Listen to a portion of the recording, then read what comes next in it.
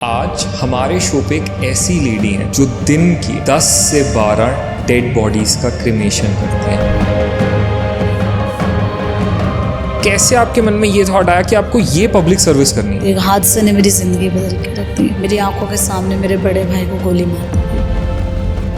शमशान घाट में ऐसी भी प्रॉब्लम्स फेस करनी पड़ी? इस सेवा को उस दर्द के साथ शुरू किया था जिस दर्द को मैं आज तक भूल नहीं पाई हूँ, शायद ताउम्र ना भूल पाऊँ। कभी आपको इस पूरे प्रोसेस में डर लगा है? दर्द इतना था कि डर ने अपनी जगह ही नहीं बनाई। कोई मेजर टफ पीरियड आया आपकी जर्नी में? मैंने सब कुछ अपना बेच दिया जब मैं सेवा में आई थी। मैंने अपना घर तक गिरवी रख दिया। मैंने कहा बाबा आज ये सेवा आखिरी है, आज के बाद मैं सेवा नहीं करूंगी।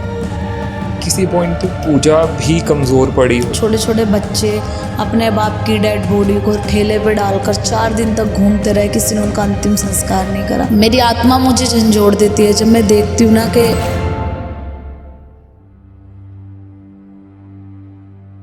Hello everyone, the Namit show के एक और अमेजिंग पॉडकास्ट में आप सबका बहुत बहुत स्वागत है।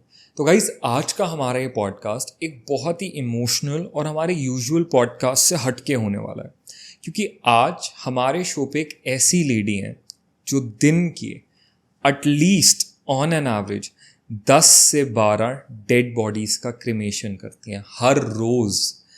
उनका दिन शुरू होता है, वो डेड बॉडीज़ के आसपास होती हैं, उनके बीच होती हैं। हम अक्सर ना इन चीज़ों के बारे में बात तक करना अच्छा नहीं समझते। डेड बॉडीज़ एंड इन सारी चीज़ों के अराउंड हम डिस्कशन करना भी सही नहीं समझते। एंड दिस लेडी ये दिन के एटलीस्ट 10 से 12 ऑन एन एवरेज क्रिमेशंस करती हैं। तो आज हमारे साथ हैं एक social worker, social activist miss Pooja Sharma. आज हम उनसे बात करेंगी कैसे ये जर्नी उनकी लाइफ की स्टार्ट हुई, क्या कुछ उनके स्ट्रगल्स होते हैं, क्या कुछ उनके डेली बेसिस का उनका रूटीन होता है। बहुत सी ऐसी बातें हैं जो अभी हमने जाननी है पूजा मैम से। सो डायरेक्टली स्टार्ट करते हैं बिना किसी डिले के। हेलो पूजा मैम, आपका द नमित शो में बहुत बहुत स्वागत है। नमस्ते जी, थैंक यू। नमस्ते and thank you so much ma'am, सबसे पहले अपना इम्पॉर्टेंट टाइम हमें देने के लिए। आई नो आप सोशल वर्क में डेली इतना ज़्यादा ऑक्यूपाइड रहती हैं और उसमें से भी आपने हमारे लिए टाइम निकाला। That's a great and really big thing for us, so thank you so much. Pooja ma'am, जब सोशल वर्क की बात आती है ना, तो अक्सर हम लोगों से बात करते हैं सोशल वर्क की। हम सुनते हैं कोई इंसान सोशल वर्क करे तो सबसे पहले हमारे दिमाग में क्या आता है? या तो ऑर्फनेज होगा, या फिर पेट्स का कोई काम होगा, पेट्स का ऑर्फनेज होगा, पेट्स को खाना खिलाते होंगे, लंगर लगाते होंगे, बुजुर्गों की सेवा करते होंगे। हमारे लिए सोशल वर्क ये होता है। पर आप एक ऐसी सोशल वर्कर हैं जो अननोन डेड बॉडीज़, जिन लोगों से, जिन बॉडीज़ से आपका कोई कनेक्शन नहीं है, कुछ नहीं है, आप डेली बेसिस पे उनके लास्ट राइट्स करती हैं, क्रिमेशन करती हैं, हिंदी में कहें तो अंतिम संस्कार उनका करती हैं। तो ये बहुत अलग है, जो शायद अभी तक मैंने भी नहीं सुना था, मैं पहली बार सुन रहा हूँ। तो कैसे आपके मन में ये थॉट आया कि आपको ये पब्लिक सर्विस करनी है? थॉट तो बिल्कुल नहीं आया था, लेकिन कहते हैं ना कि कुछ दर्द हमको जिंदगी जीने के तरीके सिखा देते हैं जी। या कहते हैं कि चीज़ें हमारी सोच से बहुत अलग है। एक ताकत है जो इस संसार को चला रही है, जिसको कहते हैं हम भगवान। तो इंसान कुछ भी सोचे, लेकिन कुछ चीज़ें हमारे लिए भगवान चुनते हैं और एक दिन उस राह पे हमें चला देते हैं। Very true. मैं एक ऐसी लड़की हूँ, मेरा सपना जज बनने का था। I have done my BSW, MSW, LLB, लेकिन एक वाक्य ने मतलब मेरी ज़िंदगी बदल के रख दी, एक हादसे ने मेरी ज़िंदगी बदल के रख दी। 2019 में मेरी मदर की ब्रेन हैमरेज के कारण डेथ हो गई थी। अभी परिवार उस दर से निकलना शुरू हुआ था कि 13 मार्च 2022 को मैं दिल्ली के नॉर्थ ईस्ट इलाके में रहती हूँ। वहाँ पर एक छोटे से झगड़े पे मेरी आंखों के सामने मेरे बड़े भाई को गोली मार दी गई। और जिस समाज में मैं रहती हूँ, मुझे आज भी वो वक्त याद है कि मैंने ना लोगों से भीख मांगी थी कि मेरे भाई को हॉस्पिटल ले चलो। 2 व्हीलर, 4 व्हीलर, ऑटो रिक्शा निकल रहे थे, सब निकल रहे थे। मैं लोगों से भीख मांग रही थी कि मेरे भाई को ले चलो, लेकिन मेरी किसी ने मदद नहीं करी। आप एक सड़क पे थे? हाँ, मतलब गली में जी, रोड के मतलब किनारे, जी जी जी, पास रोड के थोड़ा। मेरी चीख पुकार सुन के मेरे भाई का दोस्त आया, तो हम उसको लेके हॉस्पिटल पहुँचे, जहाँ पे डॉक्टरों ने उसको डेथ घोषित कर दिया। मतलब हिम्मत नहीं बची थी कि मैं अपनी 90 साल की बूढ़ी दादी या उस पिता को किस मुंह से बोलूं कि जिसको तुम्हारे बुढ़ापे का सहारा बनना था ना, वो छीन चुका है। मैं अपने भाई की डेड बॉडी हॉस्पिटल में छोड़कर, और जहाँ उसकी डेथ हुई थी, उसका मर्डर हुआ था, मैं वहाँ आ गई। मैंने ना दादी को बताया ना पापा को बताया, लेकिन क्योंकि जो भाई की हत्या है वो एरिया में हुई थी जहाँ हम रहते हैं, तो इस बात का पता मेरे पापा को जो है चल चुका था। वो ये सदमा बर्दाश्त नहीं कर पाए, वो कोमा में चले गए उसी टाइम। हाँ जी। जब मेरे घर मेरे भाई का शव आया, उसकी डेड बॉडी आई, तो कोई मर्द उसका अंतिम संस्कार करने वाला नहीं था। मैं लोगों की बातें सुन रही थी, आस पड़ोस के लोग बातें कर रहे थे कि हम अंतिम संस्कार कर देंगे, कोई बोल रहा हम कर देंगे। एक भाई का दोस्त था, उसकी हाल ही में शादी हुई थी, वो कहता है मैं करूँगा, तो पीछे से आवाज़ आती तू क्यों करेगा, ये अकाल मृत्यु मरा, इसकी मर्डर हुई है, ये तुझे चिपट गया है, ये वो। इस तरीके की मैं बातें सुन रही थी। मेरी आत्मा ने मुझे झंझोड़ के रख दिया कि कल तक मेरा भाई खेल कूद रहा था इस एरिया में, इस मोहल्ले में, और आज लोग उसके लिए बातें कर रहे हैं कि वो उसको चिपट जाएगा, मतलब वो उसको लग जाएगा। इस तरीके से मैं एकदम वहाँ से खड़ी हुई और मैंने अपनी जो वॉइस है उसे रेस किया, मतलब बहुत ज़्यादा तेज आवाज़ में मैं बोली कि नहीं, मेरे भाई का अंतिम संस्कार कोई नहीं करेगा, मैं करूँगी। मैंने अपने सर पे जो है पगड़ी बांधी, पगड़ी बांधकर मैंने उसका अंतिम संस्कार किया। जैसे हमारे सनातन धर्म में होता है कि हम अंतिम संस्कार के बाद 2-3 दिन बाद जब भी पंडित जी टाइम देते हैं, उनकी अस्थियों को लेने के लिए शमशान में जाते हैं। ठीक उसी तरीके से मैं भी अस्थियाँ लेने के लिए शमशान गई थी। तो 2-3 दिन हो गए थे, मैं रोई नहीं थी। मतलब मुझे समझ में नहीं आ रहा था कि मैं क्या करूं। भाई चला गया, माँ चली गई, पापा को दोबारा ज़िंदगी में देख पाऊंगी या नहीं देख पाऊंगी। सामने मैंने मतलब जैसे शमशान में पैर रखा तो मैं सामने देखती हूँ कि शिव का मंदिर है, शिवलिंग बनी हुई है। तो मैं शिवलिंग पकड़ के और ज़ोर ज़ोर से रोने लगी। जैसे एक बेटी अपने पिता से शिकायतें करती है, मैं भोलेनाथ से शिकायतें करने लगी कि बाबा क्या गुनाह क्या था मेरे परिवार का, आपने मेरी माँ को छीन लिया, मेरे भाई को छीन लिया, मुझे नहीं पता मैं पापा को दोबारा जीवन में देख पाऊंगी या नहीं। ऐसा क्या गुनाह था मेरे परिवार का कि आपने हमें मतलब मुझसे मेरा सब कुछ छीन लिया। मुझे आज भी नहीं पता मुझे उस वक्त क्या हुआ। मैं वहाँ से उठी और अपने भाई की चिता पे चली गई। उसकी चिता की जो राख थी, मैं उसको अपने माथे पर, अपने चेहरे पे, अपने शरीर पे मलने लगी। ये देखते हुए शमशान के पंडित जी ने मेरी वीडियो बना ली कि कभी ऐसा नहीं देखा एक इंसान, वो भी लड़की, एक मृत व्यक्ति की राख को अपने शरीर पे मल रही है जी। लेकिन उस वक्त मैं एक प्रण ले रही थी। वो प्रण ये था कि कहीं ना कहीं मेरे दिल और दिमाग पर एक बात बहुत गहरा असर कर गई थी कि अगर भाई की हत्या एरिया में नहीं हुई होती, लोगों को इस बात का पता नहीं होता, तो मैं अपने घर में तो कभी नहीं बता पाती कि भाई इस दुनिया में नहीं रहा, तो मेरे भाई को लवारिसों में जला देते। तो मेरे जैसे कितनी बहनें होंगी, या जो लोग रोडों पे रहते हैं उनका क्या होता होगा, जिनका इस दुनिया में कोई नहीं है उनका क्या होता होगा। वहाँ से सेवा की शुरुआत हुई सर। मैम, एक तो ये स्टोरी अपने आप में इतनी डीप है ना। हमारी सोसाइटी, हमारा जो समाज है ना, उसमें सालों से ये मान्यता चलती आ रही है कि महिलाओं का शमशान घाट में कोई काम नहीं है। अभी भी कितनी कम्युनिटीज़ ऐसी हैं जहाँ पे जब किसी की डेथ होती है तो बॉडी के साथ महिलाएं नहीं जाती हैं शमशान घाट, सिर्फ घर के मेल जाते हैं। तो जब आपने अपने भाई का संस्कार किया, उनके लास्ट राइट्स किया, जब आपने इस सेवा की सोचा कि मैं ये सेवा स्टार्ट करूँगी, तो कभी आपके मन में ये थॉट नहीं आया कि इस पे लोगों का क्या रिएक्शन होगा, या एक्चुअली में क्या लोगों का रिएक्शन था? मैं सच बताऊं तो जितनी सेवा ये देखने में आसान है, करना उससे कहीं ज़्यादा मुश्किल है हमारे पुरुष प्रधान समाज के अंदर। जब मैं फर्स्ट टाइम एक शव को लेके शमशान पहुंची तो वहाँ पे जो पंडित जी थे और लोग थे, वो मेरे सामने डंडे लेके खड़े हो गए कि हमारे धर्म में महिलाएं अंतिम संस्कार नहीं कर सकती, तो तुम कैसे कर सकती हो। तो मैंने बोला मैंने अपने भाई का भी किया था कि भाई की अलग बात है, तो लवारिस है ना, तुम कैसे कर सकती हो। मुझे लगा शायद हमारे धर्म में कहीं लिखा होगा, क्योंकि मैं खुद एक ब्राह्मण परिवार से आती हूँ। मैं सारे जो हमारे चारों वेद है मैं पढ़ तो सकती नहीं थी, लेकिन मैंने यूट्यूब पे जो उसका वर्जन था, जैसे वॉइस में जो कुछ साधु संतों ने डाले हुए हैं वो सब सुने और कुछ पढ़े, मैंने अपने ग्रंथ पढ़े। और हमारी जो गरुड़ पुराण है, गरुड़ पुराण में एक मृत शरीर से रिलेटेड सब कुछ लिखा हुआ है जी। मैंने गरुड़ पुराण देखी, हमारे चारों वेदों को मिला के 20,000 से ज़्यादा मंत्र हैं। कहीं नहीं लिखा कि महिलाएं अंतिम संस्कार नहीं कर सकती। गरुड़ पुराण जो पुराण है हमारी, वो ये बोलती है कि पहली संतान अंतिम संस्कार कर सकती है। हालांकि गरुड़ पुराण के अंदर लड़के द्वारा अंतिम संस्कार करने के बहुत से लाभ लिखे हैं, लेकिन क्लियर और स्पष्ट शब्दों में वहां पर भी लड़की अंतिम संस्कार नहीं कर सकती ये नहीं लिखा। वहां से लड़ाई शुरू हुई। मैं फिर शव लेके पहुंची, वो फिर बोले, मैंने बोला कि मेरे सनातन धर्म की वो किताब दिखा दो जहां ये लिखा है कि लड़की अंतिम संस्कार नहीं कर सकती। मैं आज से छोड़ दूंगी। कहीं लिखा ही नहीं था। उनको लगा कि ये मानेगी नहीं, और मुझे पता था कि मुझे तो करना है।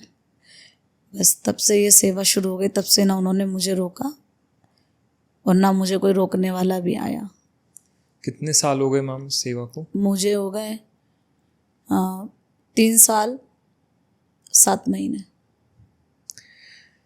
तो जब आपने सेवा शुरू करी तब आप शायद बिल्कुल अकेली होंगी, आपके पास कोई सपोर्ट नहीं होगा। तो एक अकेली लेडी, आपने कैसे सोचा कि मैं एक अकेले लावारिस लाश को लूँगी, किस तरह से उसको शमशान घाट तक ले जाऊँगी, या क्या इसके अंदर शायद कुछ गवर्नमेंट प्रोसीजर भी होता होगा? कैसे आपने सबका पता किया?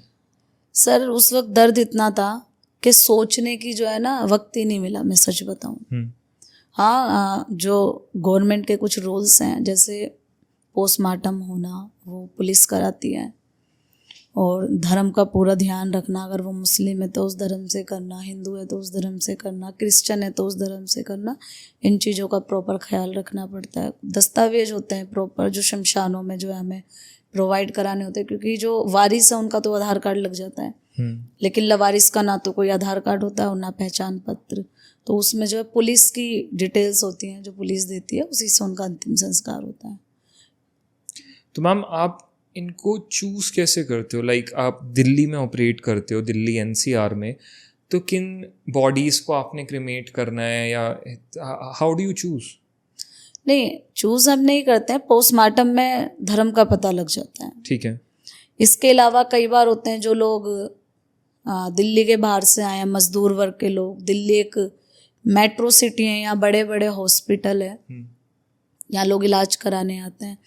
इलाज के दौरान उनकी डेथ हो जाती है। डेथ होने के बाद दे कांट अफोर्ड एम्बुलेंस, क्योंकि प्राइवेट एम्बुलेंस बहुत ज़्यादा पैसे मांगती है। हाँ जी। तो मजबूरन वो अपने परिवार के शवों को छोड़ने के लिए मजबूर होते हैं। तो उस केस में जो नाम होता है उनसे उनका धर्म पता लग जाता है। मैम अक्सर ना जब भी हम बात करते हैं शवों की या इन सब चीज़ों की, तो हमारे अंदर कहीं ना कहीं एक थोड़ा सा ना चाहते हुए भी डर भी आता है। लोग कहते हैं आत्माएं होती हैं, शव की मृत्यु के बाद उनकी आत्मा उनके आसपास होती है, जब तक उनका पूरा संस्कार और उनका विसर्जन नहीं होता तब तक आत्मा रहती है। कभी आपको इस पूरी प्रोसेस में डर लगा है? कभी नहीं, मुझे कभी डर नहीं लगा। मैंने बताया ना, ये सेवा एक ऐसी हारी हुई बहन ने की थी शुरू, जिसकी आंखों के सामने बेकसूर उसके भाई को मार दिया गया और वो उसको बचा नहीं पाई। तो उस वक्त दर्द इतना था कि डर ने अपनी जगह ही नहीं बनाई। दर्द ने उस डर को भी ढक दिया। तो मैम एक तो होता है, चलिए अगर हम हिंदू धर्म की बात करें तो अंतिम संस्कार करना, उसके बाद आपने मान लीजिए किसी बॉडी का, किसी शरीर का अंतिम संस्कार कर दिया, फिर उसके बाद हमारे में जैसे अस्थि विसर्जन के लिए गंगा घाट ले जाया जाता है, तो उसका अरेंजमेंट आप कैसे करते हैं? हर महीने हम अमावस वाले दिन जाते हैं। जितना भी एक महीने में अंतिम संस्कार होते हैं, अमावस वाले दिन उन सबका अस्थि विसर्जन हरिद्वार सती कंखल घाट पे पूरे विधि पूर्वक होता है। पूरी विधि विधान के साथ उनका उन सारे लाशों का जो अस्थि विसर्जन होता है। तो जब आपने 3 साल 7 महीने पहले अपनी ये जर्नी शुरू की इस सेवा के बारे में सोचा, तब आप डेफिनेटली अकेली थी, तो कोई और लोग आपके साथ नहीं थे। तो लोग कैसे इस जर्नी में जुड़े आपके साथ? जो आज आपके साथ लोग हैं वो धीरे धीरे कैसे जुड़े थ्रू आउट द प्रोसेस? जुड़ना सर सोशल मीडिया से जुड़े।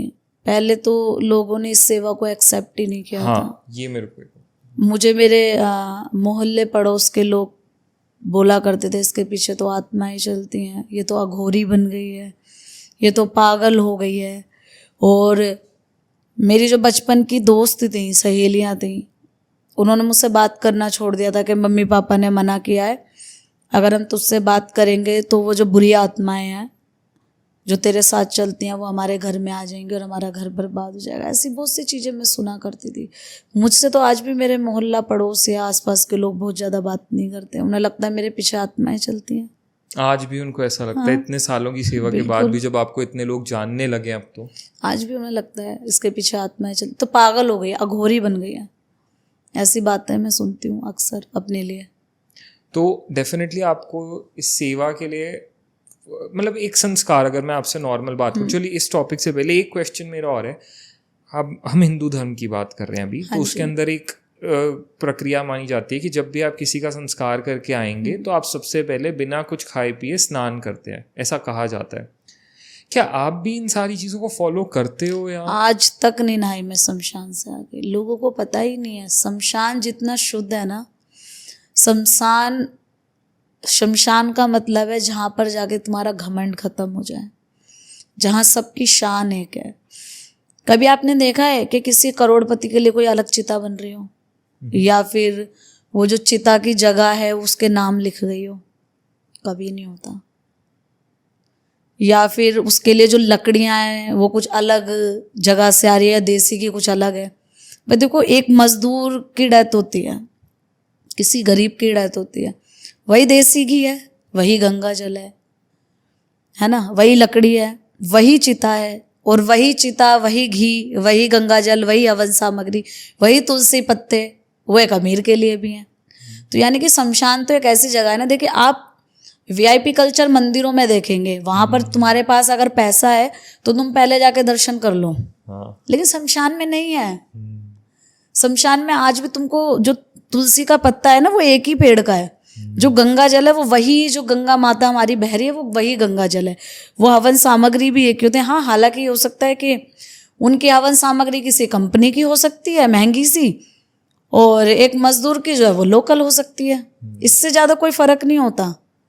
तो शमशान तो बहुत खूबसूरत है। लोगों ने ये पुराना जो प्रातः काल से हमारे समाज में चला हुआ आ रहा है, ये भूत प्रेत आत्माएं, ये प्रातः काल से ही चला हुआ आ रहा है। लेकिन शमशान पे जितना सुकून है ना, मुझे नहीं लगता किसी दूसरे स्थान पर इतना सुकून आपको मिलेगा। तो आप कभी नहीं आके नहाए शमशान? आज तक नहीं नहाई, कभी नहीं नहाई। मैं तो कब्र खोदती हूँ। अभी कल ही एक मुस्लिम डेड बॉडी थी जिसको मैं सुबह गई थी 5 बजे। 5 बजे से लेके हमने 8 बजे तक, 8:30 बजे तक कब्र खोदी मजदूरों के साथ मिलके। मैं खुद कब्र खोदती हूँ मुस्लिम्स की, जो लावारिस मुस्लिम शव है उनकी। मैं तो वहाँ से भी आके नहीं नहाती। हाँ, मिट्टी पैर में लग जाती है तो एक पैर धोना वो अलग चीज़ है, लेकिन इस तरीके से मैंने कभी नहीं किया कि नहा रहे हैं। हाँ, मैं नहा के जरूर शमशान में जाती हूँ। कहते हैं ना, महिलाओं को श्रृंगार करना बहुत पसंद है, सुना ना, होता है कि भाई श्रृंगार, महिला मतलब श्रृंगार। तो मैं उन चिताओं से अपना श्रृंगार करती हूँ। मेरे को ना बहुत वक्त पहले किसी बहुत समझदार इंसान ने एक बात कही थी कि नमित, अगर जब तुम्हें लगे ना कि तुम्हारी ज़िंदगी में बहुत अहंकार आ गया, या तुम्हें लगे तुम्हारी ज़िंदगी में बहुत परेशानियां आ गई हैं, या तुम्हें लगे बहुत अच्छा या बुरा है तुम्हारी लाइफ का, कोई तुम्हें पॉइंट ना दिख रहा हो ना, बहुत परेशानी में भी हो, एक बार जाके शमशान घाट बैठ के आ जाओ, तुम्हारा सारा दिमाग क्लीन हो जाएगा। सच है, घमंड खत्म हो जाता है इंसान का। शमशान की जो सेवा करेगा वो इंसान अपने आप में इतना सरल हो जाएगा। और दूसरा देखिए, जिसको शिव चाहिए ना, उसको तो शमशान बहुत प्रिय होगा, क्योंकि शिव सिर्फ तुम्हें शमशान में मिलेंगे, शिव तुम्हें कहीं नहीं मिलेंगे। और जो रास्ता शिव के पास जाता हो, वो बताइए आप, वो शमशान अशुद्ध कैसे हो सकता है? क्योंकि कहते हैं जब आप सामने अपने जलते हुए एक चिता को देखते हो तो आपको समझ में आता है कि सब कितना टेम्पररी है, जिसके लिए हम लड़ रहे हैं, झगड़ रहे हैं, टेंशन ले रहे हैं, सब कुछ कर रहे हैं, वो एक पल में निकल जाता है वहाँ पे। अपने भी नहीं रुकते, अपने भी तुमको चिता में आग लगा कर ना, और पंडित से बोलते हैं जल्दी से कपाल क्रिया करा दो, तुम्हारा सर फोड़ के और चले जाते हैं। मैंने अभी एक जगह पढ़ा था कि देखते देखते ही तू चला जाएगा, तेरा अपना ही तुझे जलाएगा, तेरा दूसरा तुझे हाथ ना लगाएगा, ये काल चक्र है बेटा, तेरी संपत्ति का मालिक कल कोई और कहलाएगा। और ये सच्चाई है, देखते देखते जाएंगे हम और हमें पता भी नहीं चलेगा। आज हम देखते हैं, मतलब मैं खुद देखती हूँ कि इतना लोगों के अंदर घमंड, जानवरों के प्रति क्रूरता, और उनको ऐसा लगता है कि हम तो ताउम्र यहाँ रहेंगे। तो मैं सच बताऊँ ना, एक जानवर से भी बदतर जिंदगी हम इंसानों की है। हम घमंड में बेशक जी रहे हैं, एक जानवर की बॉडी को भी डिकम्पोज होने में 24 घंटे लग जाते हैं, लेकिन एक इंसान की बॉडी 4 घंटे बाद बदबू मारने लगती है। किस बात का हम घमंड करते हैं? So true. तो मैम एक आप इतने सालों से अब इस सेवा में हैं, तो मैं जनरली आपसे जानना चाहूँगा कि एक नॉर्मल क्रिमेशन, एक बॉडी की क्रिमेशन में फाइनेंशियली कितना, अगर आप बेयर मिनिमम भी सेवा कर रहे हो तो कितना खर्चा आता है एक बॉडी को क्रिमेशन? सर, अगर हम इलेक्ट्रिक और सीएनजी कर रहे हैं, हाँ जी, दिल्ली शहर के अंदर इलेक्ट्रिक और सीएनजी फर्नेस जो है वो एमसीडी की तरफ से मुफ्त होती है। ठीक है। इसके अलावा जो है, जैसे हवन सामग्री है, कफन है, बांस है, अदर जो चीज़ें, उसमें इलेक्ट्रिक और सीएनजी में तकरीबन 2 से 2.5 हज़ार का मेरा खर्च होता है एक बॉडी पर। अगर मैं लकड़ी से करूँ, जैसे दिल्ली का जो यमुना पार इलाका है, वहाँ पे कोई भी शमशान इलेक्ट्रिक या सीएनजी वाला नहीं है। ठीक है। वहाँ मुझे लकड़ी से करना पड़ता है। डेली मेरे 3 से 4, कभी 5 भी यमुना पार की जो डेड बॉडीज होती हैं दिल्ली के, वो लकड़ी से होती हैं। उसमें मेरा एक शव पे 5500 का खर्चा आता है, 5000 से 5500, जिसमें डबल से भी ज़्यादा एक तरह से। हाँ जी, 2800 रुपये की तुम्हारी लकड़ियाँ आती हैं, 700 रुपये पर कुंटल। एक शव पे 4 कुंटल लकड़ी लगती है। उसके बाद हवन सामग्री, ये सारी चीज़ें आप जोड़ लें तो मिला के 5000 से 5500 का खर्चा आता है। और आप लगभग दिन में कितनी बॉडीज़ का ऑन एन एवरेज क्रिमेशन करते हैं? कभी 8, कभी 10, कभी 15, कभी 20, इस तरीके से। अगर हम ऑन एन एवरेज 10 भी पकड़ें, जिसमें 4 आपने लगभग मान लेते हैं लकड़ियों के साथ की और 6 जो सीएनजी के साथ की, तो लगभग कहीं ना कहीं हम ये मान के चल सकते हैं कि 30 से 35 हज़ार रुपये एक दिन आपके ज़्यादा होता है। तो ये सारा मैम, जब आपने जर्नी शुरू करी तो ये फाइनेंशियल अरेंजमेंट कैसे हुआ? आपने सोचा कि चलो मैं शमशान में क्रिमेशन तो करूंगी, पर इसका फाइनेंशियल आपने वो कैसे किया? बहुत मुश्किल था। मैं एक मिडिल क्लास फैमिली से हूँ। हमारे मिडिल क्लास फैमिली में क्या होता है कि जब एक बच्ची जन्म लेती है ना, एक बेटी, तो माँ बाप को ना उसकी शादी की पहले चिंता होती है। तो वो क्या करते हैं कि जैसे जैसे बच्ची बड़ी होती है ना, वो उसके गहने बनाना शुरू करते हैं। ऐसे मेरी माँ ने भी मेरे लिए गहने बनवा के कुछ रखे थे कि कल को मेरी बच्चे की शादी होगी, मैं दूंगी। तो मैं क्या करती थी, जैसे कभी मुझे कफन चाहिए तो अंगूठी बेच दी, कभी मुझे लकड़ियाँ चाहिए, चैन बेच दी, कभी पायल बेच दी, कभी गले का हार बेच दिया। मैंने सब कुछ अपना बेच दिया। जब मैं सेवा में आई थी, मैंने अपना घर तक गिरवी रख दिया था, जिस घर में इस सेवा के लिए। क्योंकि इस सेवा से ना मेरे इमोशंस जुड़े हुए हैं, क्योंकि मैंने अपने इन हाथों में ना अपने भाई को जाते देखा है, तो मैं उन लोगों का दर्द बहुत करीब से देखती हूँ। मेरी आत्मा मुझे झंझोड़ देती है जब मैं देखती हूँ ना कि कोई गरीब मर गया और उसको एम्बुलेंस तक नहीं दी जा रही है। मुझे आज भी वाकया याद है कि मैं शमशान में दाह संस्कार करके और हाथ धो रही थी, तो सामने से देखती हूँ कि एक ऑटो आ रहा है। मुझे लगा ऐसे कोई होगा, आ रहा होगा। मैं देखती हूँ कि एक आदमी है जिसने मैले से कपड़े पहने और वो हाथ में एक बच्चे की डेड बॉडी लेके आ रहा है। तो मेरा मन नहीं माना, मैं उसके पास एकदम गई और मैंने पूछा कि आप कौन हो और ये कौन है? कि मेरा बेटा है और इसको लूज मोशन और उल्टियाँ लगी थी, जिससे इसका डेथ हो गई। बहन जी मेरे पास पैसे नहीं थे एम्बुलेंस के, तो ये जो ऑटो वाला है ये मुझे लेके आया है, इसका आप मेरे बेटे का अंतिम संस्कार कर दो। मतलब कहाँ हमारा समाज जा रहा है। और मैं एक चीज़ और बोल दूँ कि ना, इन चीज़ों को ना गरीबी से मत जोड़ना। अभी मैं आपको मात्र 5 महीने पहले की बात बता रही हूँ। मैं शमशान में थी, तो मैं सामने से देखती हूँ एक ऑफिसर आ रहे हैं, मतलब आई कार्ड पहना हुआ है और अच्छे सरकारी गाड़ी है। तो वो एक पेपर लेकर आए, तो उन्होंने पूछा कि पूजा शर्मा कौन है। तो मैं सडनली वहाँ थी, मैंने हाँ जी मैं हूँ। क्या आपने इस थाने को इस बॉडी का क्रिमेशन किया था? मैंने कहा हाँ जी। मैं डर गई, मतलब कि ये क्यों मेरे से इतना पूछ रहे हैं। तो क्या हमें ना इसकी जो है रजिस्टर में एंट्री चेक करनी है। ये एक CR नंबर होता है हमारा, जो कि हम एक पेपर पे रिसीविंग के तौर पर प्रोवाइड कराते हैं पुलिस को। तो मैंने वो चेक किया, वहाँ मेरे साइन थे, सब कुछ उन्होंने चेक करा और उस रजिस्टर की जो है फ़ोटोकॉपी कराने के लिए बोला। जब मेरा मन नहीं माना तो मैंने पूछा कि सर मैं जान सकती हूँ आप कौन हैं, और एक लवारिस शव की आपको इतनी क्यों वो हो रही है कि आप एक रजिस्टर की फ़ोटोकॉपी प्रॉपर करा रहे हैं? कि मैम हम CBI से हैं और आप जानते हैं कि आपने जिसका अंतिम संस्कार कराया वो कौन था? तो मैंने बोला नहीं सर। कि वो कैसा था दिखने में? मैंने कहा सर थोड़ा अंग्रेज जैसा दिख रहा था, गोरा चिट्टा लंबा चौड़ा सा व्यक्ति था ये। मुझे खुद यकीन नहीं हो रहा था ये लवारिस में कैसे आ सकता है।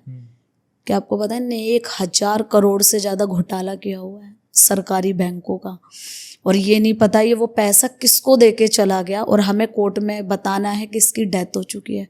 हो सकता है तुम्हें भी गवाही पे बुलाया जाए।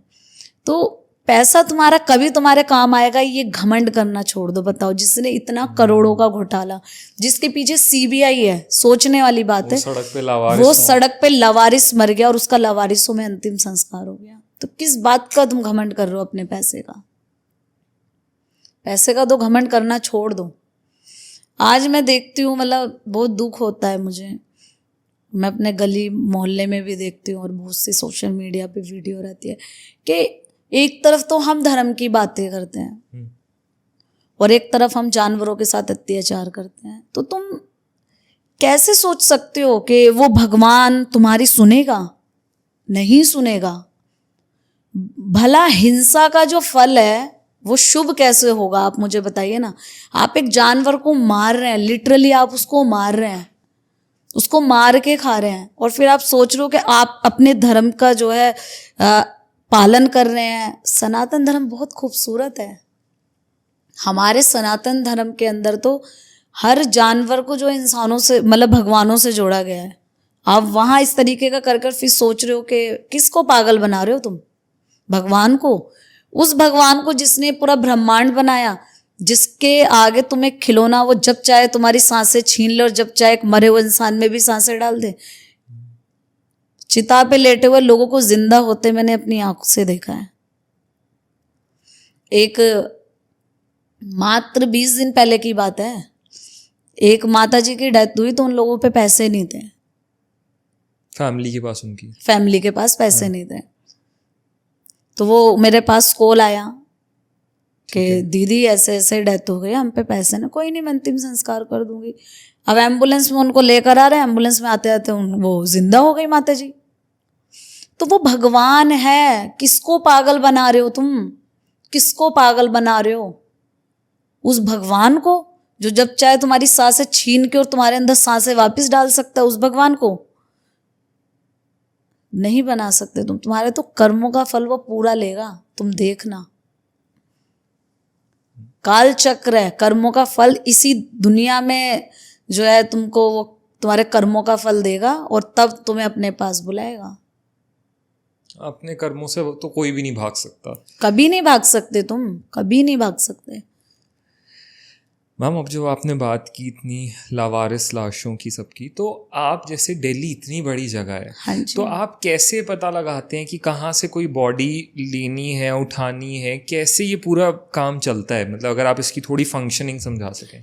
हम पुलिस के संपर्क में रहते हैं, सरकारी हॉस्पिटल्स के संपर्क में रहते हैं। हमारे पास कॉल्स आती हैं आफ्टर पोस्टमार्टम कि इतनी बॉडी है। उस हॉस्पिटल के नियरेस्ट जो भी शमशान घाट पड़ेगा वहाँ उनका क्रिमेशन होता है। ठीक है। तो कभी ऐसा हुआ है कि जैसे सड़क पे किसी की डेथ हो गई, और तो जिन लोगों की, जैसे हम बहुत बार सुनते हैं कि सर्दियों में या गर्मियों में लोगों की सड़क पे ही डेथ हो जाती है, जिन हाँ लोगों के जी। पास अपने घर नहीं होते, तो उन बॉडीज का क्या किया जाता है? मतलब क्या पुलिस उनको उठाती है, एमसीडी ये करती है, कौन इनको मैनेज करता है? उनको पुलिस उठाती है ठीक है। और पुलिस ही पोस्टमार्टम कराती है। ठीक है। ये सारा प्रोसेस पुलिस का होता है। ठीक है। और आफ्टर ऐसी कोई भी डेड बॉडी नहीं होती जिसका पोस्टमार्टम ना हो। ठीक है। सिर्फ ये अधिकार एसीपी के हाथ में होता है। कई बार वो वेव ऑफ कर देता है, जैसे उसको दिख रहा है अगर नेचुरल डेथ है हाँ। तो वो कर सकता है, उसमें पोस्टमार्टम नहीं होता। ठीक है। अदरवाइज हर डेड बॉडी का पोस्टमार्टम होता है। ठीक है। एंड आपके पास सिर्फ वही या तो हॉस्पिटल के थ्रू या फिर पुलिस स्टेशन के थ्रू बॉडीज लोगों आती के हैं? थ्रू भी आती है, जो गरीब परिवार है जिनके पास पैसे नहीं होते हैं। ऐसे डेली कभी 4 से 5, कभी 8 या 10 भी हो जाते हैं। वो कि गरीब परिवार आपको फोन करके कहते हाँ हैं जी, परिवार हमें फोन करता है कि आप प्लीज इनका संस्कार करा दो, हम पे पैसे नहीं है।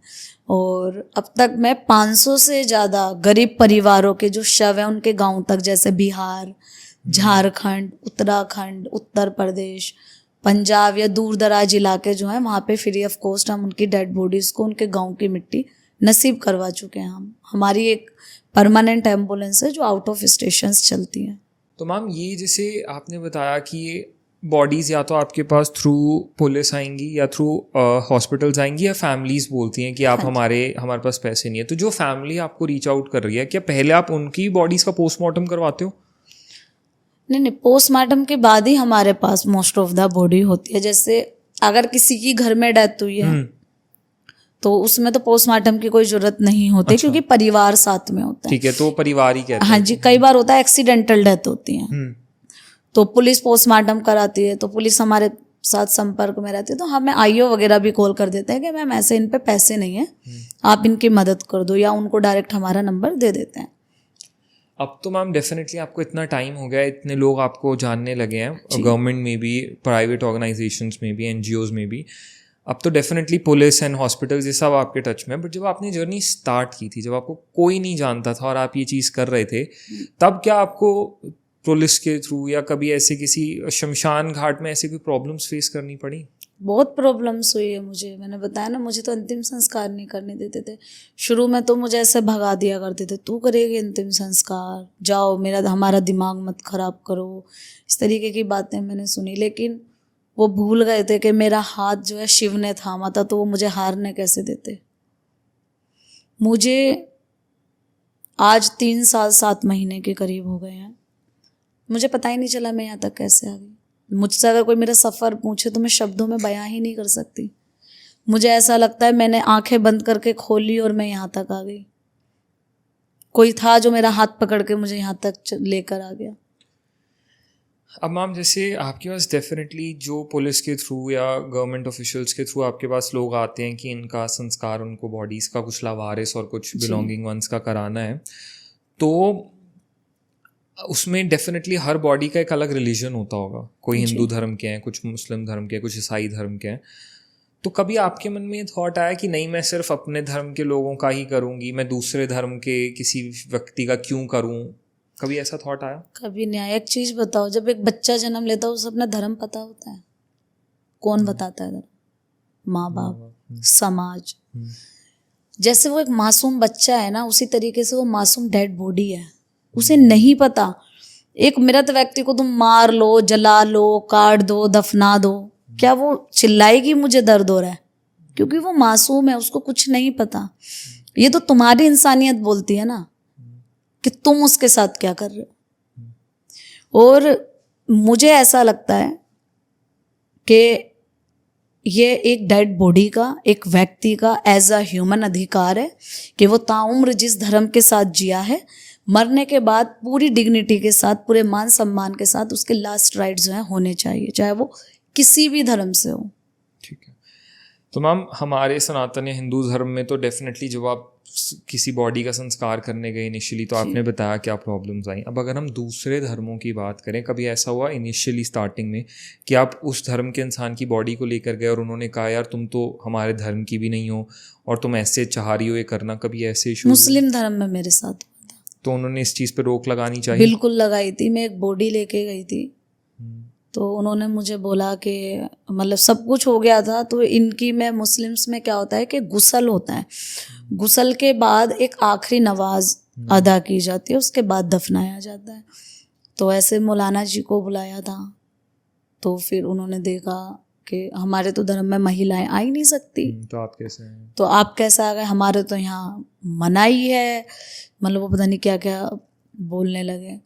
फिर मैंने पूछा कि मौलाना जी कुरान में लिखा है कि नहीं, कुरान में लिखा है महिलाओं से मेहनत का काम नहीं करा सकते। मैंने कहा बच्चे पैदा क्यों कराते हो, उससे तो मेहनत का काम कोई दुनिया में है ही नहीं, उससे ज़्यादा मेहनत जब एक औरत जो है मौत के मुंह से निकल के आती है, उससे तो ज़्यादा कुछ मुझे नहीं लगता मेहनत का काम इस दुनिया में कोई हो सकता है। और मैंने कहा दूसरा ये, मैं तो आपके धर्म की हूँ ही नहीं, और अगर आप मुझे रोकेंगे तो मैं यहाँ खड़े होकर 112 पे कॉल कर दूंगी और आपके खिलाफ मुकदमा दर्ज करा दूंगी कि आप एक लवारिस शव को उसके धर्म से और दफनाने के लिए बीच में जो है अपनी टांग अड़ा रहे हैं। उसके बाद से कभी ऐसा कुछ ना, मेरे को जो है सिर्फ क्रिश्चियन धर्म में कभी प्रॉब्लम नहीं हुई, कभी नहीं हुई। उन्होंने बहुत अच्छे से बहुत अच्छे से वो सपोर्ट उन्होंने किया। उन्होंने मुझे कभी नहीं, मतलब जैसे मुझे हमारे धर्म में हुआ वहाँ नहीं हुआ। वहाँ पे जब मैं गई फर्स्ट डे से और आज भी कस्टम डिपार्टमेंट की भी मेरे पास डेड बॉडी आती है, IGI एयरपोर्ट से भी आती है हमारे पास। जैसे कोई विदेश से आया, यहाँ डेथ हो गई, परिवार नहीं आ पाता है, वहाँ से कुछ है, तो जो विदेशी हैं वो 90 और मतलब 90 नहीं बोलूँगी, 95 से 99% क्रिश्चियन होते हैं। तो उनको जो है उनके धर्म से ही दफनाने की क्रिया होती है सेमेट्री हाउस में, तो वहाँ मुझे कभी प्रॉब्लम नहीं हुई। वो बहुत पीसफुली ये चीज़ करवा लेते हैं, बहुत आराम से, कभी नहीं हुआ।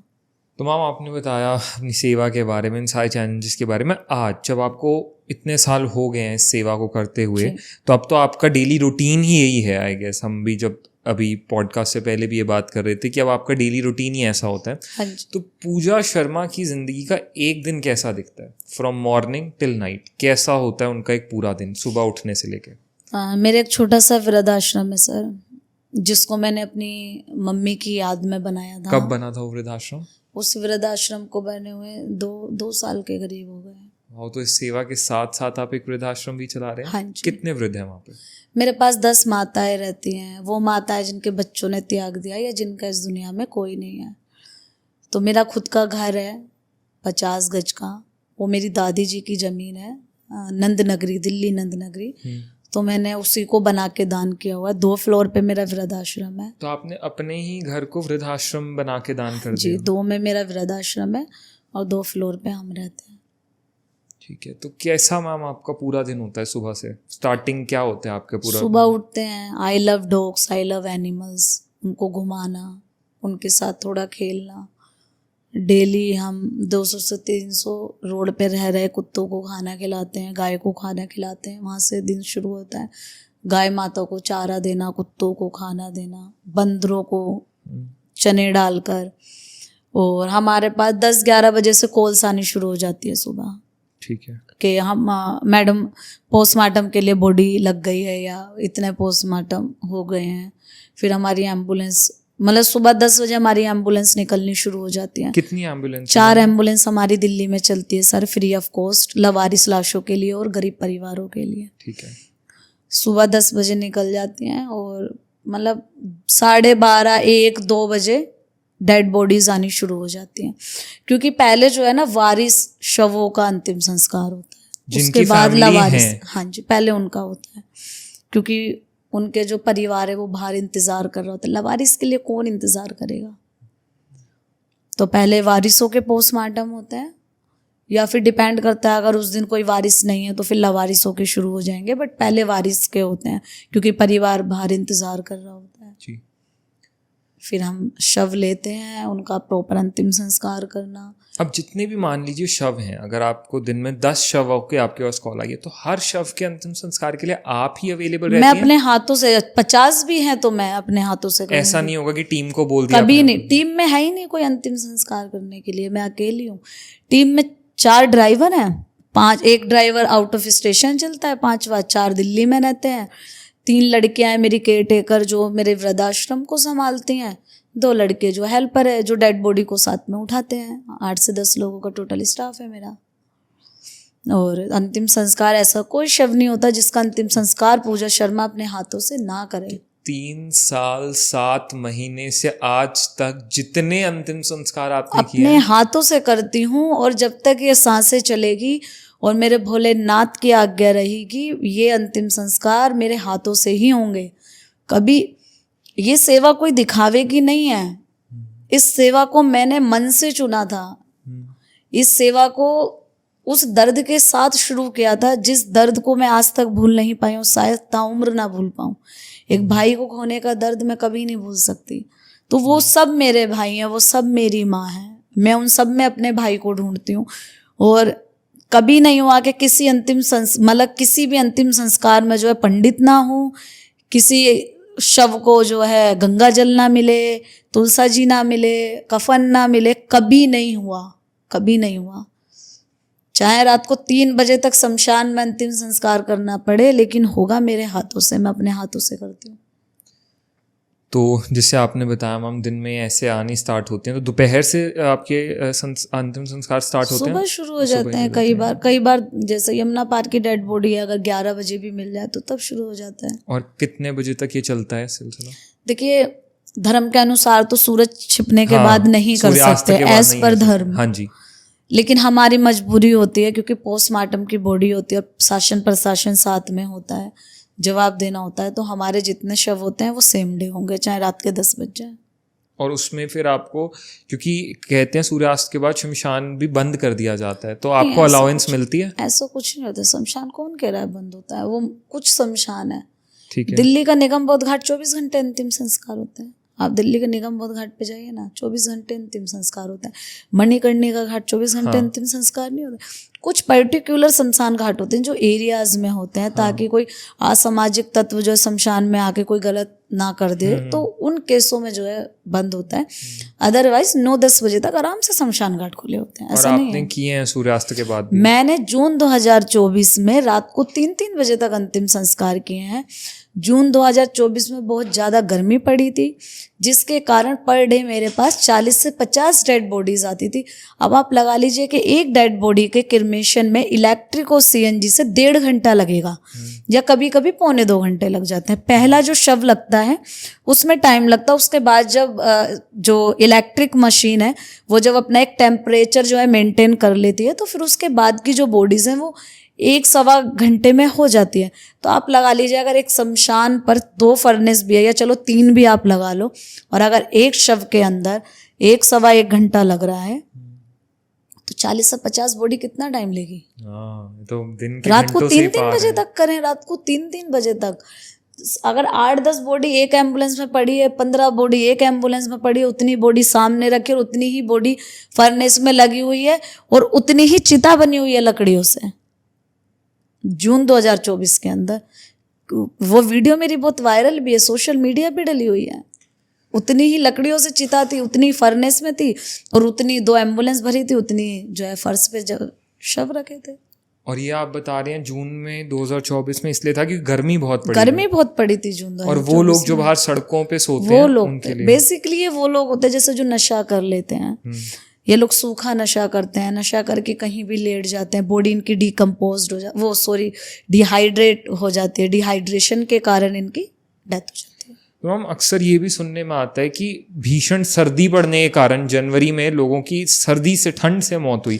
तो ज्यादा क्या होता है, तेज गर्मी या तेज ठंड?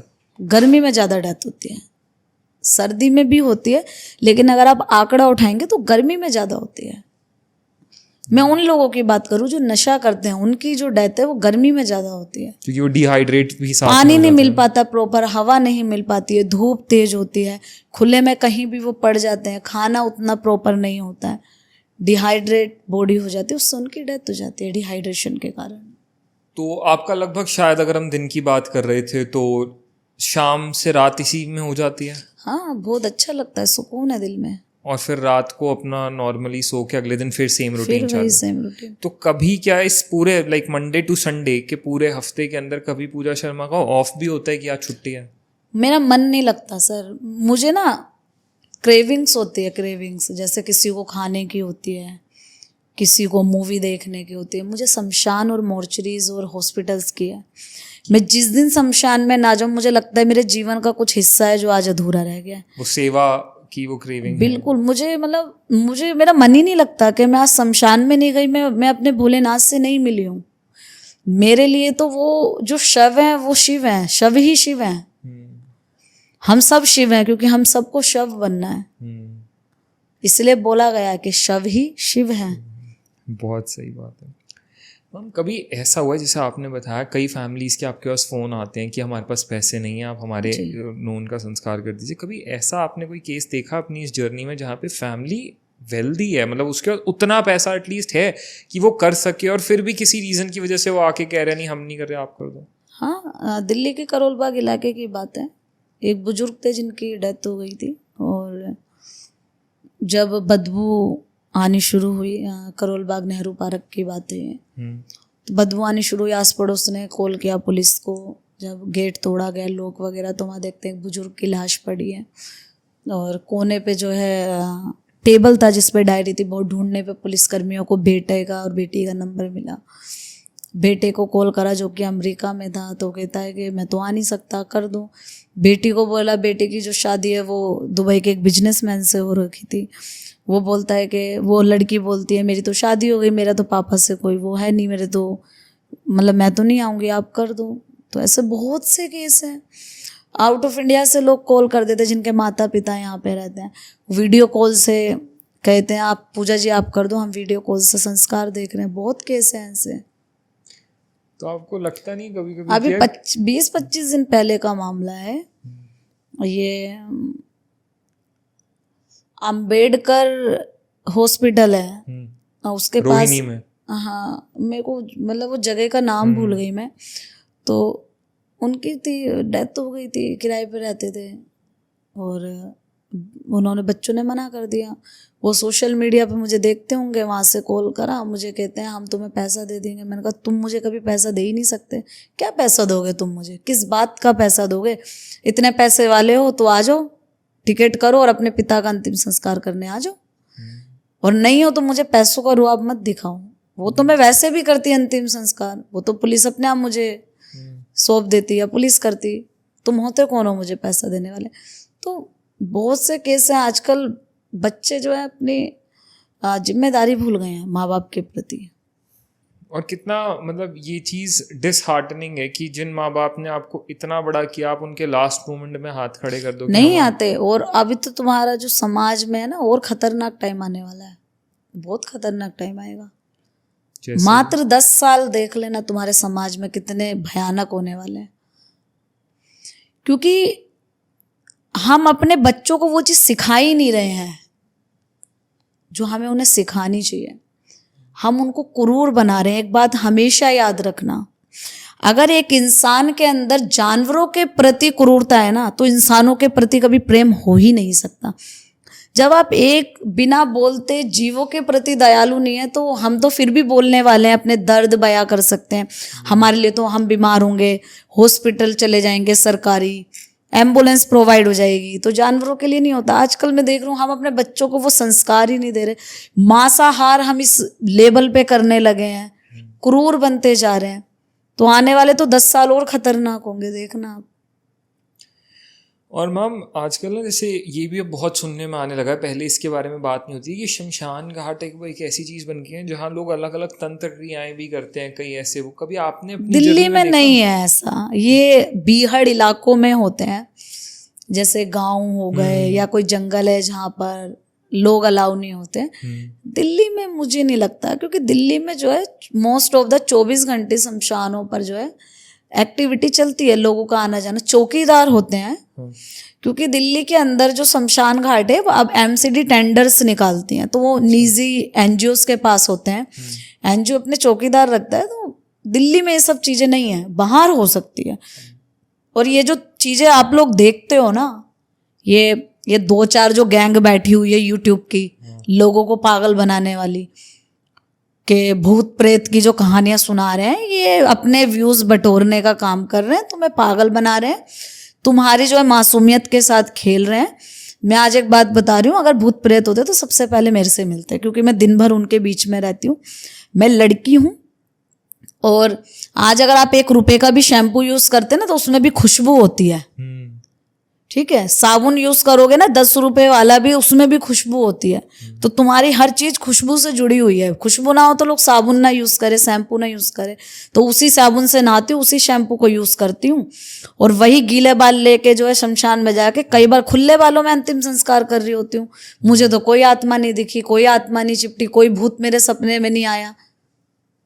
तो ये व्यूज बटोरने वाली बात है, सीधे साधे पब्लिक को पागल बनाने वाली बात है। एक वीडियो देखी थी कितने टाइम पहले कि मैं शमशान में जलती हुई चिता के ऊपर खीर बना के खा रहा हूँ। आप केस होना चाहिए ऐसे लोगों पे। क्या मजाक कर रहे हो तुम एक मुर्दे के साथ?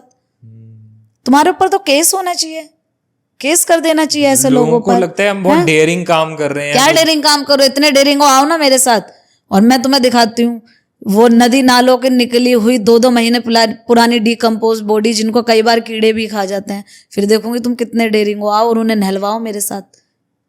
ये व्यूज बटोरने वाली बात है। तुम एक जलती हुई चिता पे खीर बना रहे हो, मजाक बना रखा है तुमने। ऊपर वो टीने हिल रही है, खट खट खट खट खट खट खट खट, सब साउंड वगैरह, साउंड इफेक्ट है, सब कुछ स्क्रिप्टेड है, सब कुछ एडिटेड है, कुछ ओरिजिनल नहीं है। सीधी सादी जनता को पागल बनाने का काम है। मेरा बस चले तो मैं सब पे केस कर दूं। और आई गेस यहाँ हम एक उस जेनरेशन में जहाँ हमें पुरानी सोच और पुरानी चीजों से आगे बढ़कर अब एक नए उसमें आना है। जैसे आप एक बैरियर ब्रेक कर रहे हो कि इतने सालों से कहा गया कि महिलाओं का एंट्री नहीं हुआ है शमशान घाट के अंदर, आप उस बैरियर को ब्रेक कर रहे हो। ये एक रोल मॉडल होना चाहिए यार। ये क्या है, मैं आपको बताऊं, हमारे जो बुजुर्ग थे वो बहुत समझदार थे। एक औरत को बहुत करुणामयी माना गया है, बहुत सरल, बहुत सादी, भावुक। अब कहते हैं कि अगर वो शमशान में जाएगी किसी अपने को जलते हुए देखना तो वो रोएगी। हो सकता है वो डिप्रेशन में आ जाए। बहुत सी चीजें होती है। और वहीं अगर आप साइंस की तरीके से अगर ये चीजें देखें, हमारी साइंस कहती है कि जब एक व्यक्ति मर जाता है, मरने के बाद उसकी रोगों से लड़ने की क्षमता खत्म हो जाती है। तो जो कीटाणु, विषाणु, जीवाणु हैं उसको बहुत जल्द पकड़ना शुरू करते हैं। तो जब वो जलता है तो हमारे बालों के जरिए, नाखून के जरिए, ये मुख के जरिए, कानों के जरिए वो हमारी बॉडी में प्रवेश कर सकते हैं। इसलिए आप देखेंगे सनातन धर्म के अंदर बाल मुंडवाना, नखून काटना, शमशान से आके नहाने की प्रक्रिया है। लेकिन आज लोगों ने उसको दूसरा रूप दे दिया। ऐसा नहीं था पहले के जमाने में, ऐसा नहीं था। आज लोगों ने उसको पाखंड बना दिया है। ये इसके पीछे एक साइंस है जो आपने इतना बिल्कुल साइंस है कि क्यों मना किया जाता था, क्या रीजन था उस मना करने का। साइंस मानती है इसको। और अब आई गेस वो वक्त भी है कि हम उन पुरानी सोच से आगे बढ़ के थोड़ा जेन्युइन एक सही तरीके से नई चीजों एक हमें लकड़ियों से दाह संस्कार करना बंद कर देना चाहिए। सरकार को नियम लाना चाहिए। ठीक है।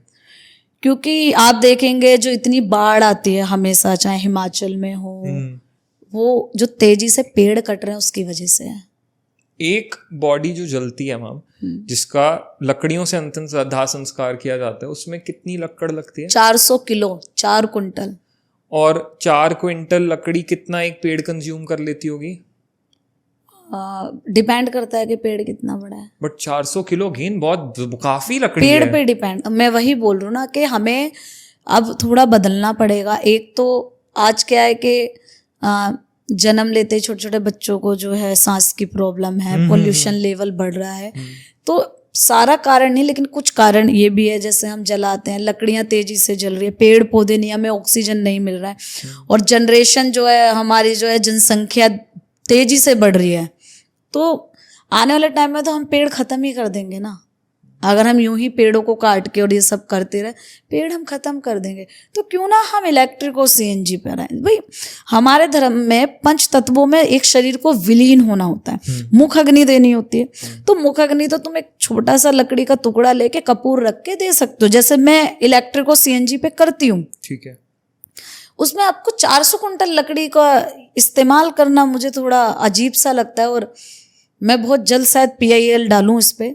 बहुत जल्द मैं कोर्ट को बोलूं कि आपको कुछ करना चाहिए, नहीं तो बर्बाद हो जाएगा ये देश। एनवायरमेंटल रीजंस तो डेफिनेटली बिल्कुल हैं। बिल्कुल हमें रोकनी पड़ेगी।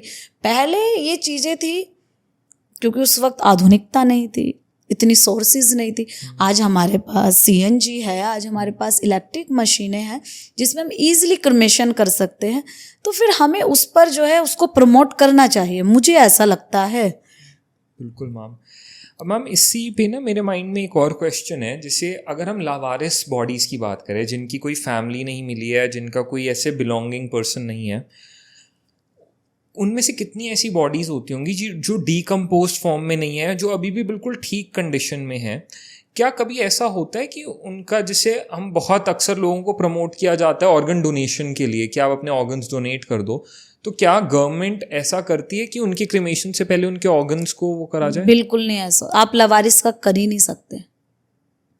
लवारिस छोड़िए, आप वारिस का भी नहीं कर सकते जब तक उसका परिवार आपको एग्री नहीं करेगा, जब तक वो इंसान खुद लिख के ना गया हो कि मेरे मरने के बाद जो मेरे ऑर्गन्स है उसको आप यूज कर सकते हैं, आप नहीं कर सकते। इस पे कानून है। Okay. और करना भी नहीं चाहिए। कई बार जो लवारिस डेड बॉडी हैं वो वारिस हो जाती हैं। अब तक मेरे मतलब 3 साल 7 महीने की सेवा के अंदर तकरीबन 500 से ज़्यादा शव जो हैं वो वारिस हो चुके हैं। जो पहले लावारिस थे वारिस हो गए बाद में। और ये कैसे होता है? परिवार को कई बार पता चल जाता है अखबारों के जरिए, क्योंकि कोई भी जो डेड बॉडी होती है उसका प्रॉपर एक तरीका होता है। जैसे अखबार में उसकी फोटो छापी जाएगी, लगातार 3 दिन अखबार में फोटो छपती है, कंपलसरी है 3 दिन अखबार में फोटो छपती है। और ये गवर्नमेंट कराती है? हाँ, पुलिस करती है। ठीक है। जब नहीं उसका पता चल पाता है तब उसको लावारिस घोषित किया जाता है। कई बार बाद में कहीं अखबार की कटिंग मिल जाए, किसी के थ्रू परिवार को पता चलता है, बिल्कुल परिवार आता है। आप खुद सोचिए कि कोई परिवार मिला, जैसे सपोज दैट मैं ही ले तो मेरे भाई की डेथ हुई थी और मुझे बाद में पता चले कि मेरे भाई की तो जो डेड बॉडी है वो उस मेडिकल कॉलेज में दे दी है, वहाँ पे तो उस पे जो है प्रशिक्षण चल रहा है, तो मुझे कैसा लगेगा? मुझे बुरा लगेगा। अभी हम बैठकर एक नॉर्मल बात कर सकते हैं, लेकिन एज अ बहन, एज अ भाई, एज अ माँ बाप, बीवी, बच्चे आप देखेंगे तो हमें बुरा लगेगा। इस पे पूरा कानून है। आप ऐसे ही लवारिस बॉडी को जो है उसके ऑर्गन वगैरह इस्तेमाल नहीं कर सकते। हालांकि डेड बॉडियां बिकती हैं। डेड बॉडीज बिकती हैं। ये क्या होता है मैम? कई बार ये होता है कि जैसे अभी आपने शायद दैनिक भास्कर की एक रिपोर्ट नहीं देखी, अभी हाल ही की रिपोर्ट है यूपी की, और वो पहले यहाँ भी होता था। यूपी के अंदर वही है, उसमें वहाँ की यूपी की पुलिस और डॉक्टर्स शामिल थे। होता ये है कि जो प्राइवेट कॉलेज या प्राइवेट मेडिकल जो कॉलेज होते हैं उनको प्रशिक्षण के लिए डेड बॉडी नहीं मिलती है। ठीक है। उनको एक कोर्ट के अंदर और प्रशासन के अंदर एक अपील देनी होती है। लेकिन पहला जो है, अगर कोई बॉडी है डोनेट हुई है तो वो पहले सरकारी हॉस्पिटल में जाती है जी। उसके बाद अगर कुछ बचता है तब उसको जो है प्राइवेट को दिया जाता है। तो वहां पर नहीं उनका हो पा रहा था, तो एक एक बॉडी जो है 2-2 लाख रुपए में बिक रही थी। और वो खरीदते कहाँ से थे? खरीदते थे, मोर्चरियों से खरीदते थे। और उसको टारगेट किया गया लवारिस डेड बॉडीज, क्योंकि वारिस तो वो नहीं कर सकते। हाँ। तो लवारिस डेड बॉडी को टारगेट किया गया। आप पढ़ना, रिपोर्ट है पूरी। और मतलब मरे हुए इंसान के बाद भी उस पर बिजनेस हो रहा है? बिल्कुल होता है जी, मुर्दों से तो बहुत बड़ा बिजनेस है। मुर्दों से तो बड़ा कोई बिजनेस ही नहीं है, बहुत बिजनेस करते हैं लोग।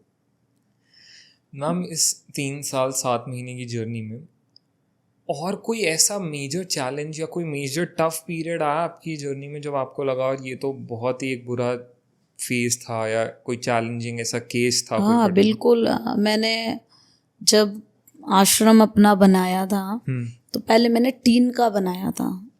टीन का टीन का एक आश्रम। अच्छा ठीक है, टीन का। ठीक है। टीन जो होती है, हाँ जी, शीट्स जो आती है, टीन का, की हाँ, शीट्स ठीक है आती जी। है। तो जिसने बनाया था मैं उसके पैसे नहीं दे पाई थी, उसका 1 लाख रुपए मेरे ऊपर बकाया था।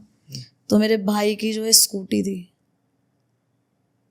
वो स्कूटी ले गया कि जिस दिन पैसे देगी ना उस दिन ये स्कूटी वापस ले लियो।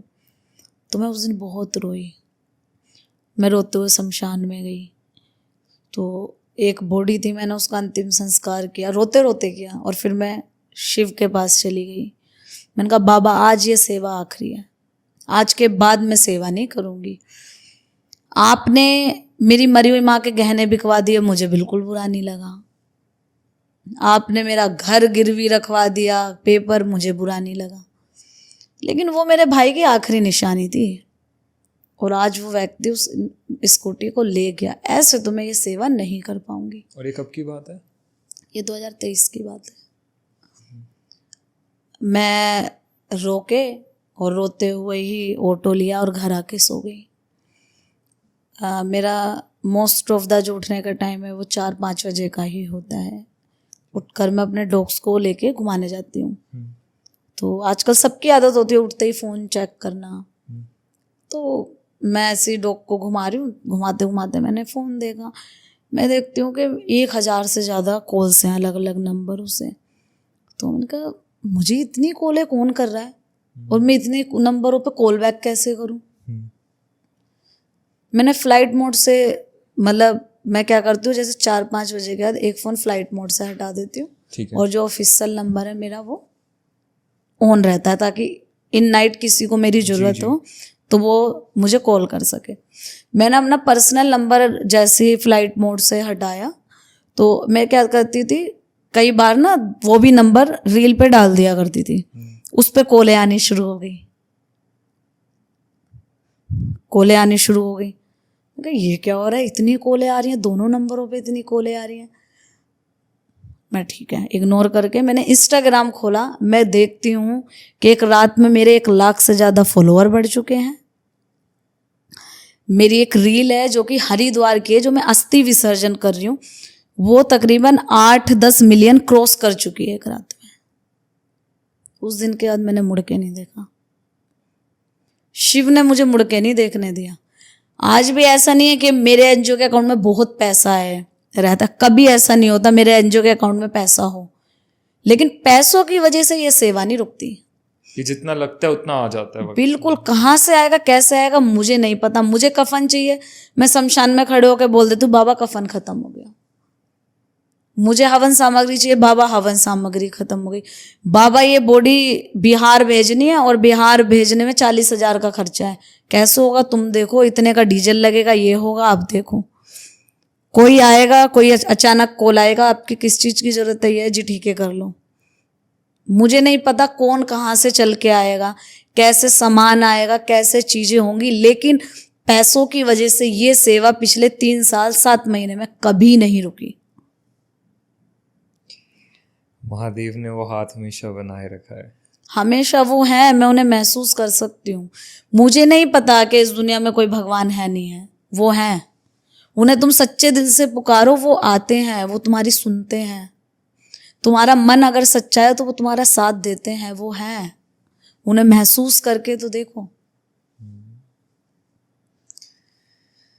कभी क्योंकि ना क्या होता है, आपने एक बात कही थी कि महिलाओं को मानते हैं कि बहुत इमोशनल होती हैं, सेंसिटिव होती हैं।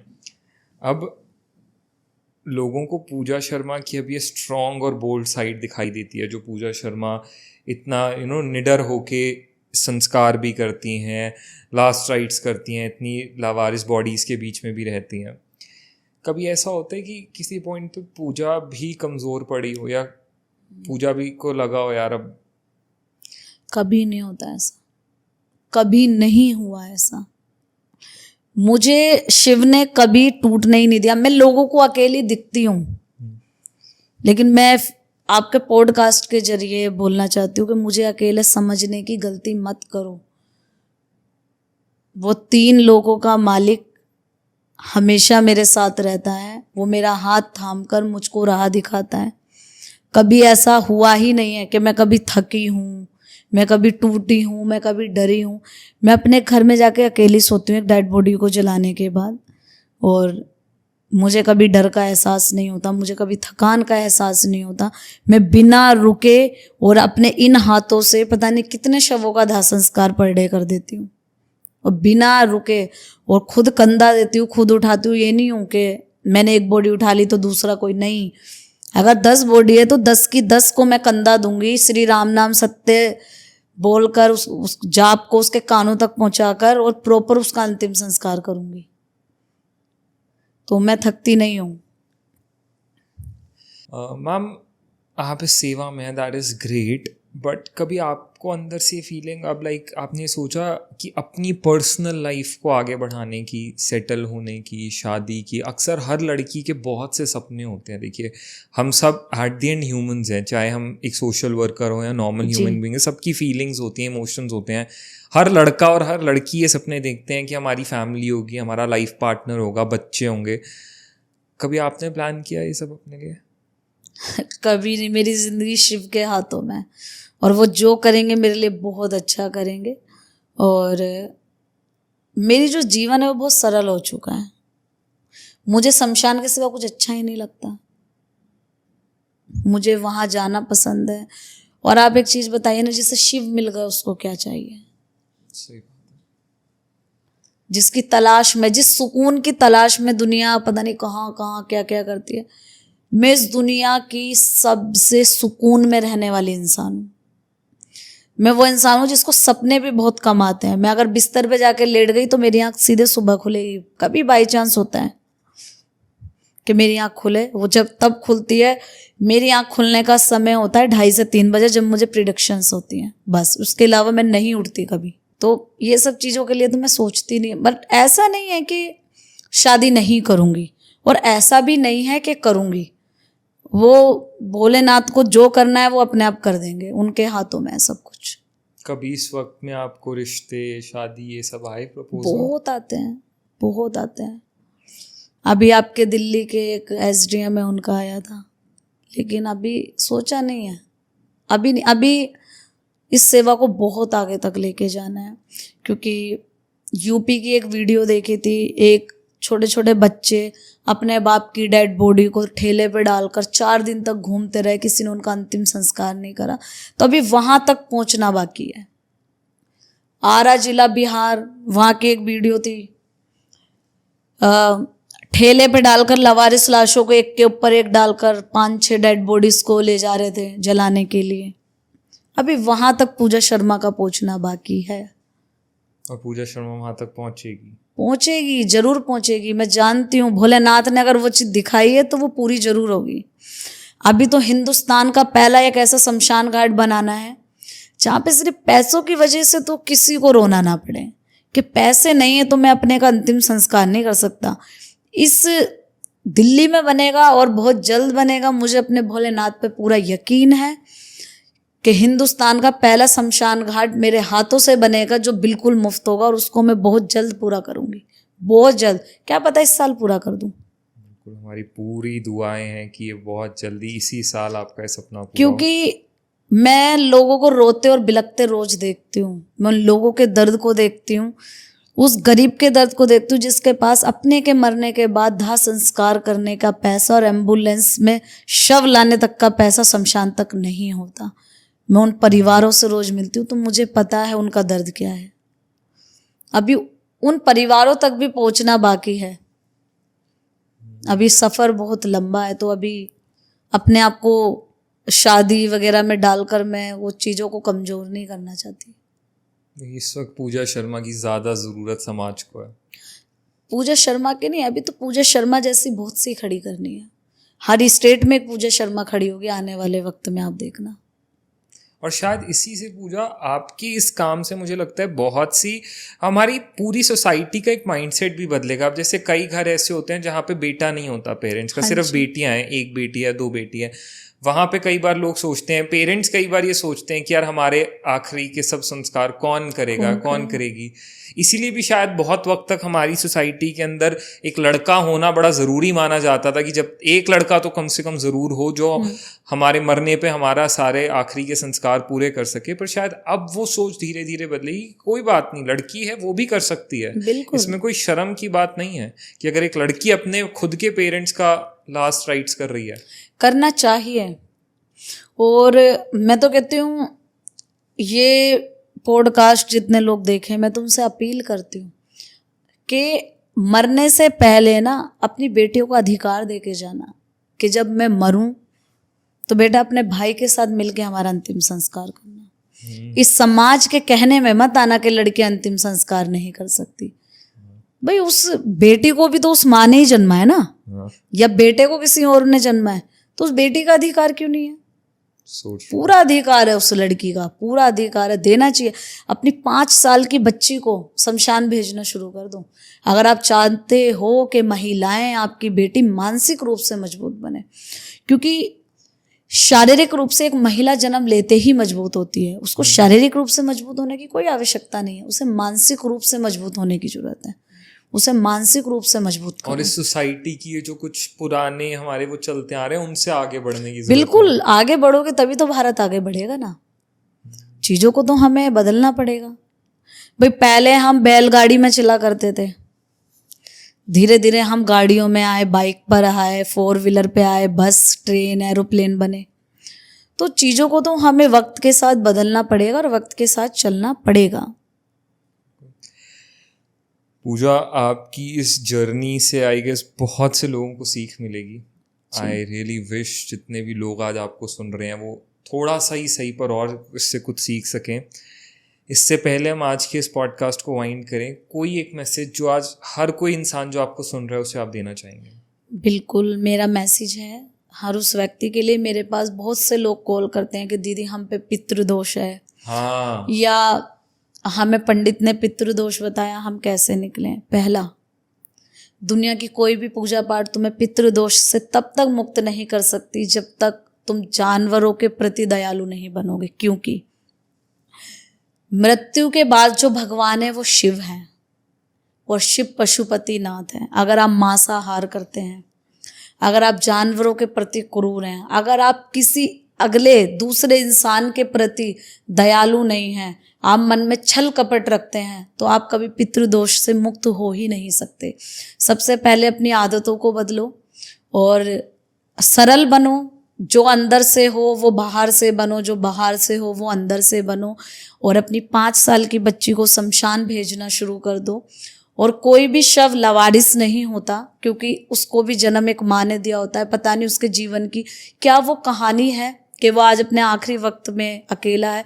कभी शमशान में जाकर एक चक्कर लगा के आ जाया करो, क्या पता कोई शव वहाँ पे पड़ा हो जिसको आपके कंधे की जरूरत हो, जो वेट कर रहा हो कि कोई आके मुझे कंधा देगा, मेरा अंतिम संस्कार करेगा। ये मेरा मैसेज है। और ये एक बहुत इम्पॉर्टेंट मैसेज है शायद सबके लिए। एंड आई रियली होप जो आपकी एक तमन्ना है अपना एक ऐसा शमशान बनाने की जो सबके लिए निःशुल्क हो, बहुत जल्दी पूरी हो जाए। थैंक यू सो गाइस, पूजा जो एक सेवा कर रही है ना, वो इतनी हटके है जो शायद हम में से इतने लोग पहली बार सुन रहे होंगे। तो पूजा मैम की इस जर्नी में आई गेस हम सबको उन्हें सपोर्ट करना चाहिए। मैं नीचे डिस्क्रिप्शन में पूजा मैम की जितनी भी लिंक्स हैं वो मेंशन कर रहा हूँ, किस तरह से आप उन्हें हेल्प कर सकते हैं उस काम में, मैं वो भी मेंशन कर रहा हूँ। तो जैसे भी आप लोगों को ठीक लगे, जैसे भी आप चाहें अपना कंट्रीब्यूशन उसमें देना, आप ज़रूर दे सकते हैं। ये एक बहुत ही ज़्यादा नोबल कॉज है। सो नीचे सारी डिटेल्स मेंशन्ड हैं, you can reach out to her, you can contribute. Thank you so much Pooja ma'am, आप आए, आपने इतने अच्छे से चीज़ों को समझाया, अपना इम्पॉर्टेंट टाइम हमें दिया।